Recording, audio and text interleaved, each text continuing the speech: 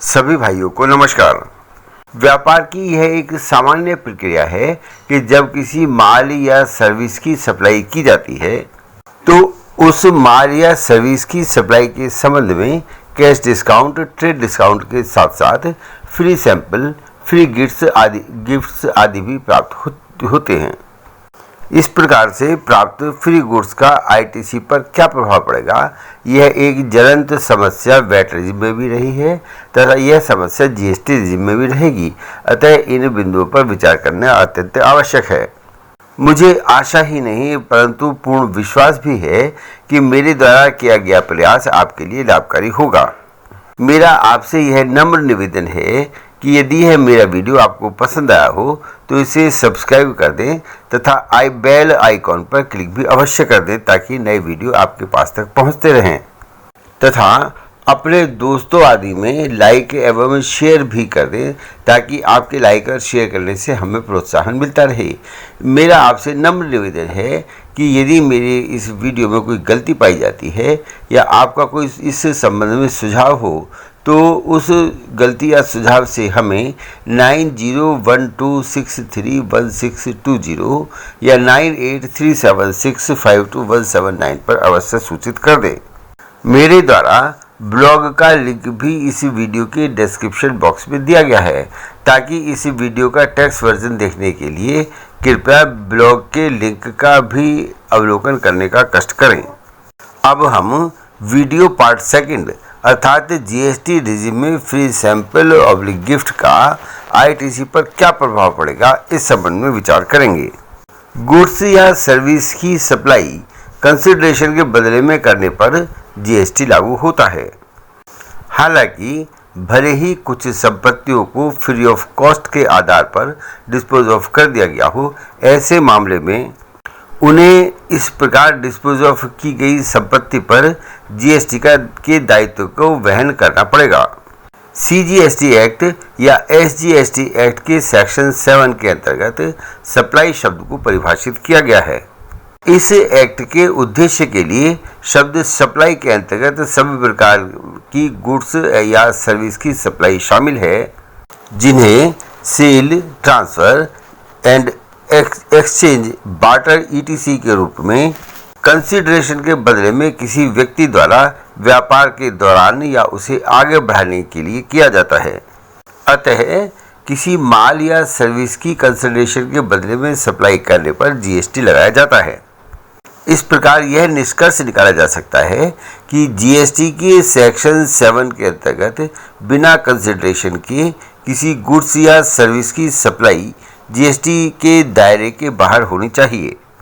परंतु GST act के schedule first के अनुसार कुछ ट्रांजैक्शन ऐसे हैं जिन्हें किसी कंसिडरेशन के अभाव में करने पर भी सप्लाई माना जाता है तथा जीएसटी की लायबिलिटी इस प्रकार सप्लाई की गई टैक्सेबल गुड्स या टैक्सेबल सर्विस की वैल्यू पर निर्धारित की जाएगी। इस प्रकार सप्लाई की गई गुड्स या सर्विस की वैल्यू का निर्धारण सेक्शन 15 के प्रावधानों के अनुसार किया जाएगा। अब हम फ्री सैंपल या गिफ्ट के संबंध में विचार करेंगे।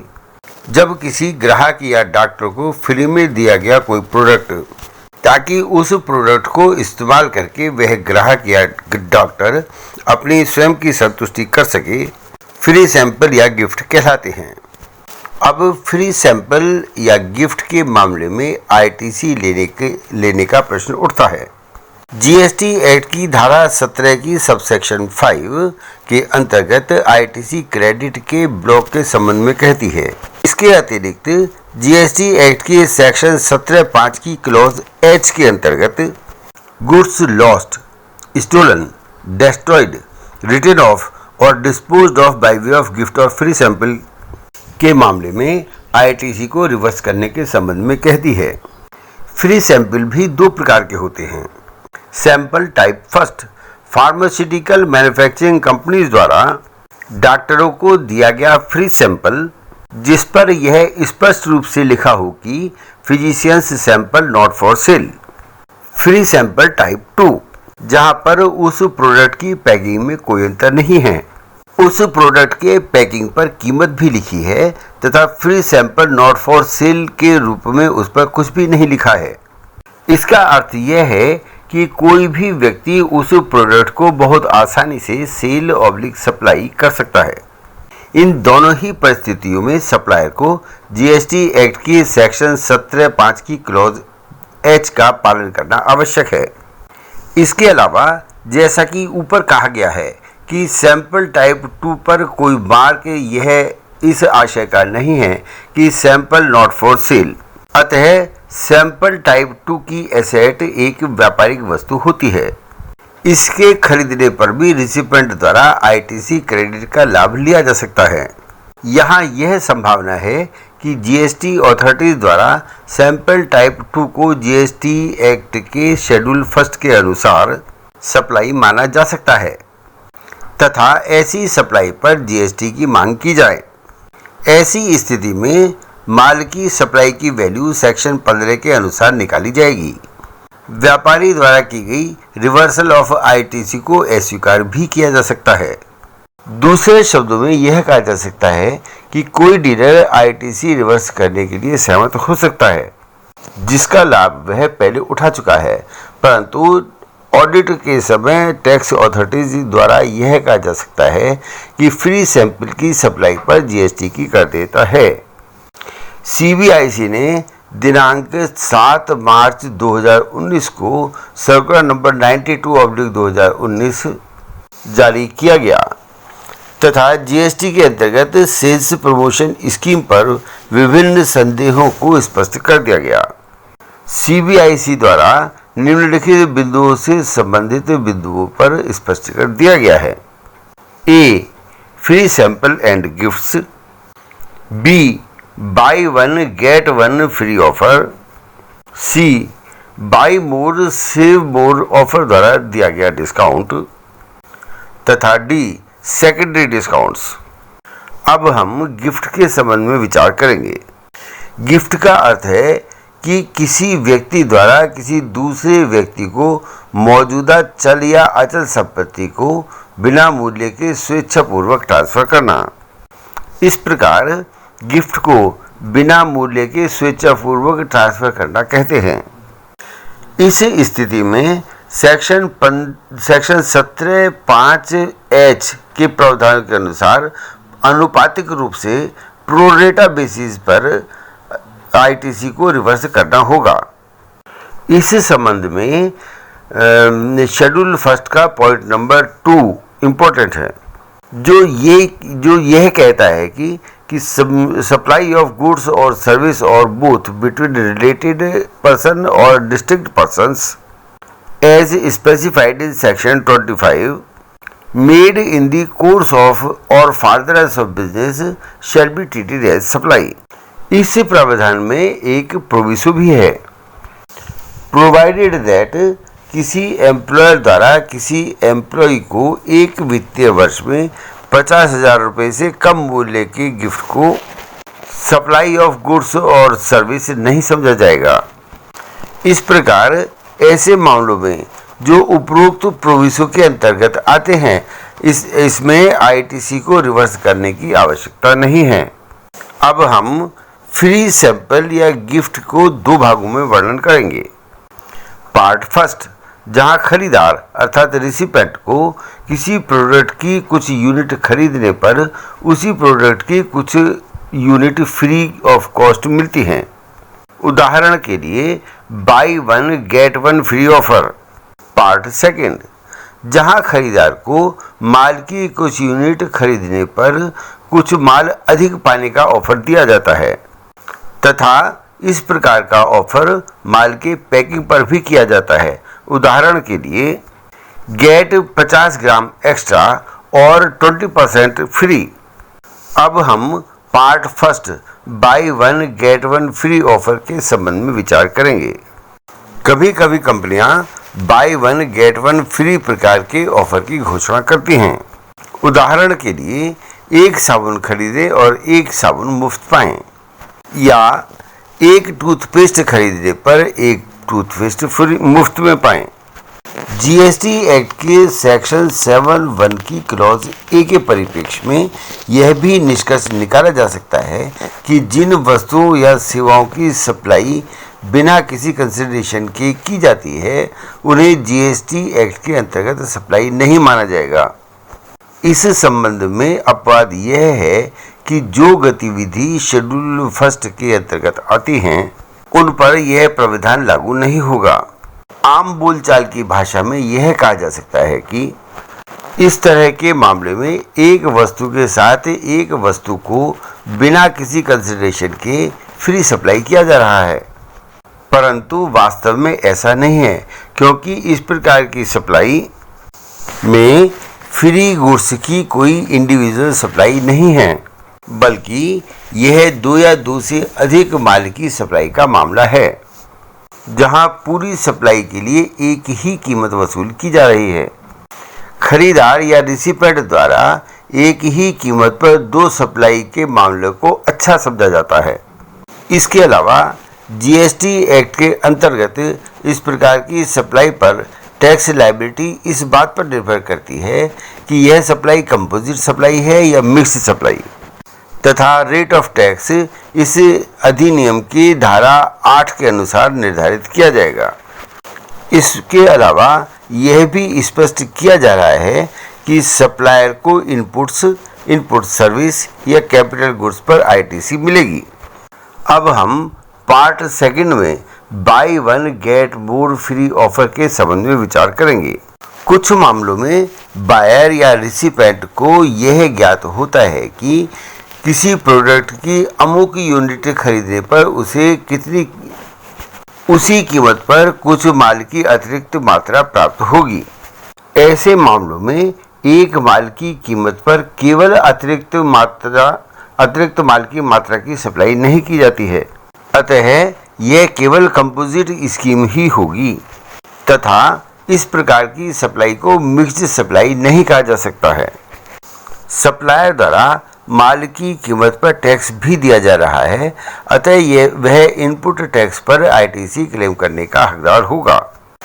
इस प्रकार माल की अतिरिक्त मात्रा एक्स्ट्रा क्वांटिटी की फ्री सप्लाई पर जीएसटी का दायित्व खरीदार से वसूल किए गए सिंगल प्राइस पर ही होगा। आइए अब हम और अधिक स्पष्टीकरण के लिए कुछ और बिंदुओं पर विचार करते हैं।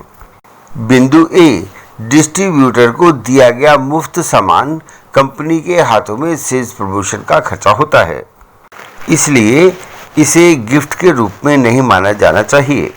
इसलिए ऐसे मामलों में आईटीसी का लाभ भी उपलब्ध होना चाहिए, लेकिन डिस्ट्रीब्यूटर को फ्री गुड्स की सप्लाई को गिफ्ट कह सकते हैं, क्योंकि गिफ्ट के अंतर्गत सामान को वॉलंटरी ट्रांसफर किया जाता है, परंतु यह एक कॉन्ट्रैक्चुअल ऑब्लिगेशन के रूप में नहीं होना चाहिए। बिंदु बी, ग्राहक को कभी कभी फ्री गुड्स दी जाती हैं, यह एक मार्केटिंग स्ट्रेटेजी होती है। इस प्रकार फ्री गुड्स देना गिफ्ट की परिभाषा में आता है, क्योंकि ये स्वेच्छा से दी जाती है। इस प्रकार से गिफ्ट देना डिस्काउंट की प्रकृति होती है।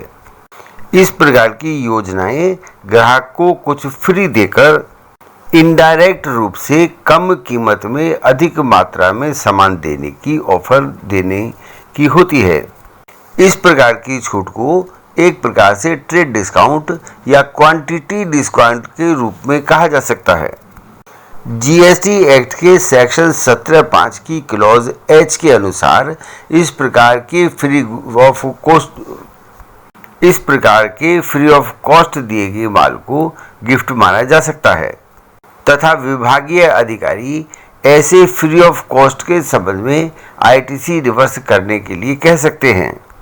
इसलिए यह सलाह दी जाती है कि इस प्रकार की योजनाओं में इनवॉइस बनाते समय प्रोडक्ट के मूल्य से ट्रेड डिस्काउंट के रूप में उस प्रोडक्ट के मूल्य को कम कर देना चाहिए। ऐसा करने पर कंपनी आईटीसी क्रेडिट की हकदार होगी। इसके अतिरिक्त यह भी सलाह दी जाती है कि इस स्कीम को उस प्रोडक्ट के पैकेट पर भी लिख देना चाहिए। तब यह कहा जा सकता है कि यह एक कंपोजिट सप्लाई ही है। बिंदु नंबर सी, जीएसटी एक्ट के सेक्शन 15 के अनुसार विदाउट कंसिडरेशन के किसी डिस्टिंक्ट पर्सन या रिलेटेड पर्सन को माल की सप्लाई पर टैक्स लायबिलिटी होगी। बिंदु डी, एम्प्लॉयर द्वारा एम्प्लॉय को दिए गए गिफ्ट पर टैक्स लायबिलिटी के संबंध में है। जीएसटी एक्ट के अंतर्गत एम्प्लॉयर तथा एम्प्लॉई दोनों रिलेटेड पर्सन के अंतर्गत आते हैं। किसी एम्प्लॉयर द्वारा एम्प्लॉय को एक फाइनेंशियल ईयर में 50,000 रुपये से अधिक अमाउंट की गिफ्ट देने पर टैक्स लायबिलिटी होगी। बिंदु नंबर ई, सेंट्रल गवर्नमेंट द्वारा जारी क्लैरिफिकेशन के अनुसार एक एम्प्लॉयर द्वारा एम्प्लॉय को दी जाने वाली कोई सुविधा जो एम्प्लॉयमेंट एग्रीमेंट के अनुसार परक्विजिट कहलाती है उसे सप्लाई नहीं माना जाएगा तथा यह जीएसटी एक्ट के अधीन टैक्सेबल नहीं होगी। बिंदु number F, reimbursement of expenses के द्वारा प्रदान किए गए बेनिफिट्स को केवल मॉनेटरी ट्रांजैक्शन समझा जाता है, अतः उन्हें जीएसटी एक्ट के अधीन कर योग्य नहीं माना जाएगा जब तक कि इसके संबंध में यह सिद्ध नहीं कर दिया जाए कि ये गिफ्ट या अदरवाइज माल की सप्लाई के रूप में है। बिंदु नंबर जी, एक क्लब की मेंबरशिप, स्वास्थ्य एवं फिटनेस केंद्र की मेंबरशिप आदि सामान्य सुविधाएं सभी एम्प्लॉइज को फ्री ऑफ कॉस्ट दी जाती है। ये सभी जीएसटी एक्ट के अंतर्गत नहीं आती हैं क्योंकि एम्प्लॉयर द्वारा इन सुविधाओं को प्राप्त करते समय उचित टैक्स दे दिया जाता है। मेरे द्वारा केंद्र सरकार द्वारा जारी सर्कुलर 92/2019 एंड 105/2019 में घोषित प्रिंसिपल ऑफ लॉ के आधार पर यह वीडियो बनाई गई है। हालांकि इन दोनों सर्कुलर को सर्कुलर नंबर 112/2019 द्वारा वापस भी ले लिया गया है। मेरा यह मत है कि केंद्र सरकार द्वारा प्रिंसिपल ऑफ लॉ स्पष्ट कर दिया गया है। हो सकता है इन सर्कुलर को किसी अन्य कारण से विड्रॉ किया गया हो। मेरा आपसे अनुरोध है कि यदि आप द्वारा अभी तक मेरे इस चैनल को सब्सक्राइब नहीं किया गया है तो इसे सब्सक्राइब करने के बाद अपने जानकारों में शेयर भी कर दें ताकि हमें प्रोत्साहन मिलता रहे। मेरे द्वारा ब्लॉग का लिंक भी इसी वीडियो के डिस्क्रिप्शन बॉक्स में दिया गया है। इस वीडियो का टेक्स्ट वर्जन देखने के लिए कृपया इसे